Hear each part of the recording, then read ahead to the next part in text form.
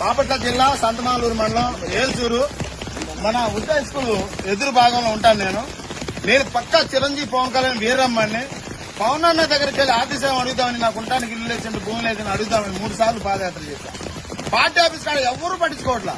పవన్ కళ్యాణ్ అన్న నా విన్నపం ఒక్కసారి విను. ప్రతి జన సైనికుడు చూడండి, వినండి. ఇంత ఘోరంగా నేనుంటే కనీసం బాపట్ల నియోజకవర్గంలో గాని, బాపట్ల జిల్లాలో గాని, ఒక మండలంలో గాని మన జనసేన పార్టీ నాయకులు లేరా? ఉంటే స్వార్థం చూసుకుంటున్నారా?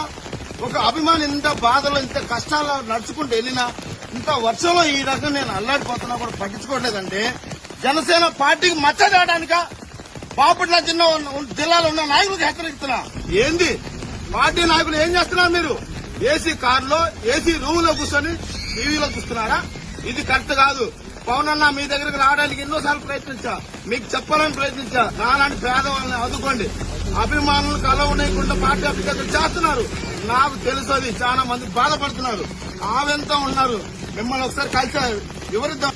చూడండి ఒకసారి ఈ వర్షం చూడండి, ఈ వాన చూడండి, ఈ వానలో ఈ చిన్న గుడిసెలు చూడండి, ఈ గుడిసెలో ఉన్న ఫ్యామిలీని చూడండి. ఇంత ఘోరంగా ఉంటే ఏం చేస్తున్నారు? బాపట్ల నియోజకవర్గం మండలంలో జనసేన నాయకులారా, ఖబర్దార్ ఒకటే చెప్తున్నా, ఈ పార్టీ జెండా ఆగస్టు 9వ తారీఖు ఎగరవేస్తున్నా. ఆ రోజు మీ గురించి మొత్తం పోనా చెప్తా. జై జనసేన.